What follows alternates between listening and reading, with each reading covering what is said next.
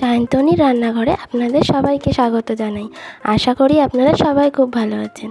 আজ আমি আবার চলে এসেছি এক নতুন রেসিপি নিয়ে। এই প্রখর গরমে যদি ঘরে সামান্য কিছু উপকরণ দিয়ে টেস্টি রাবড়ি, মালাই কুলফি, আইসক্রিম বানানো যায় তাহলে তো কোনো কথাই নয়।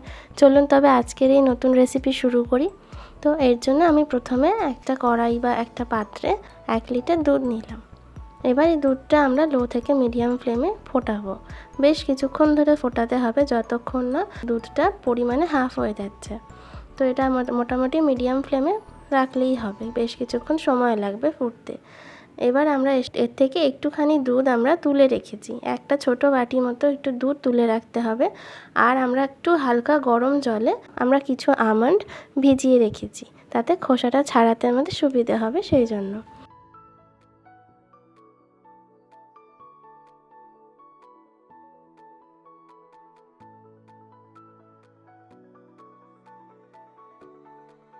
এবার দুধটা দেখুন অনেকটা ফুটে এসছে। তো এরকম মিডিয়াম ফ্লেমে রেখেই দুধটাকে একটু ধৈর্য নিয়ে ফোটাতে হবে। আর সাইড থেকে যে দুধের সরগুলো জমবে সেইগুলোকে কালেক্ট করে দুধের সাথে মিশিয়ে দিতে হবে। দেখুন এরকমভাবে আমরা দুধের সরটাকে আমরা দুধের মধ্যেই আবার মিশিয়ে দিচ্ছি। এতে করে দুধটা বেশ ভালো গাঢ় হয়ে যাবে। যত ঘন হবে দুধটা তত আইসক্রিমের টেস্টটা আর টেক্সচারটা খুব ভালো হবে। তো এভাবে আমরা ধৈর্য ধরে দুধটাকে 10 থেকে 15 মিনিট ধরে ফুটিয়ে নিতে হবে। আর মালাইগুলো কালেক্ট করে নিতে হবে।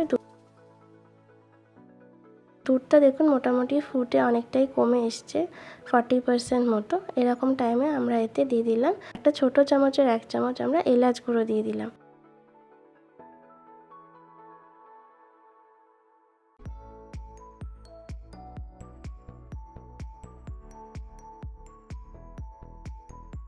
এবার আরেকটা বাটিতে আমরা ছোট 1 চামচ মতো গুঁড়ো দুধ নিলাম আর 1 চামচ কর্নফ্লাওয়ার নিলাম।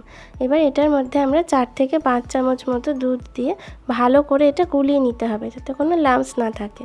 ভালো করে দুধের সাথে এই কর্নফ্লাওয়ার আর মিল্ক পাউডারটা মিশিয়ে দিয়ে তারপর দুধের মধ্যে আমরা এটাকে দিয়ে দেবো।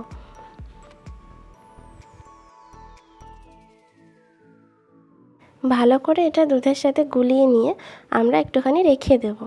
তারপর দেখুন আমাদের এখানে দুধটা প্রায় 50% মতো কমে এসছে।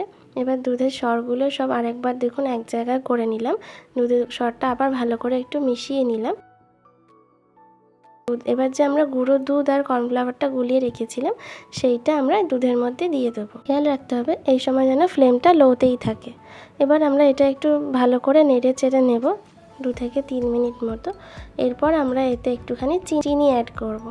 দেখুন আমি আন্দাজ করেই দিয়েছি, মোটামুটি এই হাফ কাপ মতো আমি চিনি অ্যাড করেছি। আপনারা যেরকম পছন্দ করবেন মিষ্টি সেরকম চিনি অ্যাড করতে পারেন। যতক্ষণ চিনিটা গলতে সময় লাগছে ততক্ষণে আমরা আরেকটা প্যানে দেখুন একটুখানি মোটামুটি এই 3 চামচ থেকে 4 চামচ মতো চিনি ক্যারামেলাইজ করে নেব।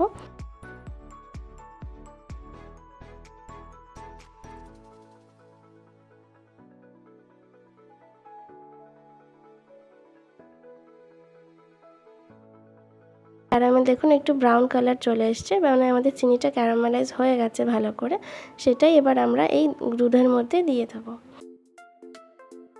দুধের মধ্যে দেওয়ার সাথে সাথে এটা একটু জমাট বেঁধে যাবে, তাতে ঘাবড়ানোর কিছু নেই। এরপরে আমরা এটাকে আবার একটু নাড়তে নাড়তে দেখবেন এটা মিশে গেছে ভালো করে দুধের সাথে। ব্যাস দেখুন এবার আমাদের মোটামুটি দুধ অনেকটাই কমে এসে 60% কমে গেছে। আর আমরা দুধটা ফোটাবো না, এবার আমরা গ্যাসটাকে অফ করে দেবো। তার আগে আমরা সাইডে যে সরগুলো আমাদের আরেকটু জমেছে সেটাকেও আমরা এর মধ্যে অ্যাড করে নিলাম।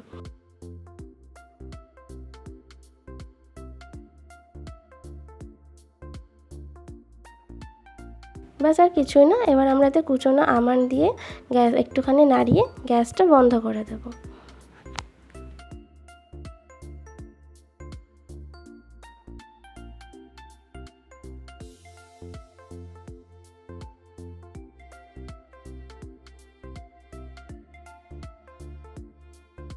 এবার এতে আমরা একদম 2 থেকে 3 ফোঁটা আমরা একটু ভ্যানিলা এসেন্স দিয়ে হালকা একটু নাড়িয়ে নিলাম। আমি গ্যাসটা বন্ধ করে ভ্যানিলা এসেন্সটা দিলাম। এটা তারপর ঠান্ডা হতে আমরা কিছুক্ষণ ওয়েট করব। মোটামুটি আধ ঘন্টা এটা রেখে দেবো এক সাইডে ঠান্ডা হওয়ার জন্য। যতক্ষণ না ভালো করে ঠান্ডা হচ্ছে, এটা মিক্সিতে ঘোরানো যাবে না, সেই জন্য আমরা একটু আধ ঘন্টা ওয়েট করার পর দেখুন এটা আরও ঘন হয়ে এসছে। এবার এটাকে আমরা একটু চামচের সাহায্যে ভালো করে মিশিয়ে নিলাম। তারপর এটা আমরা মিক্সি জারে একটু ভালো করে ব্লেন্ড করে নেব।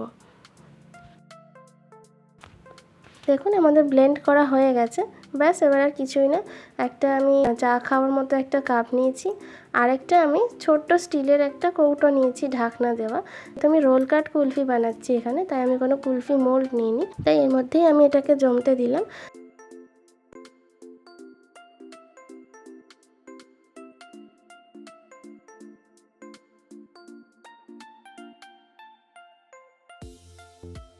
এটার উপর যাতে বরফ বা আইস ক্রিস্টাল না জমে যায়, তাই একটা ফয়েল পেপার দিয়ে এটাকে ভালো করে টাইট করে আটকে দিলাম। আটকে দিয়ে ওপর থেকে একটুখানি ছুরির সাহায্যে কেটে নিয়ে আমি আইসক্রিমের যে কাঠিগুলো হয় সেগুলো আমি লাগিয়ে দিলাম, তাতে আমাদের বের করার সময় এটা সুবিধা হবে।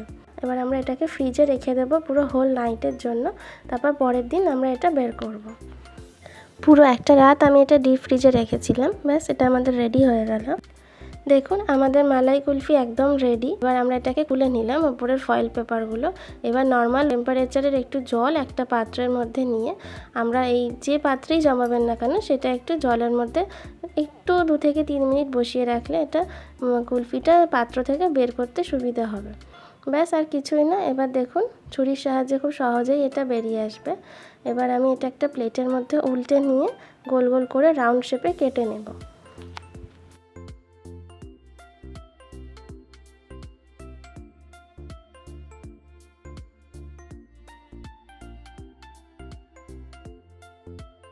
এই গরমে এরকম সহজভাবে মালাই রাবড়ি কুলফির রেসিপি আমি দেখানোর চেষ্টা করলাম।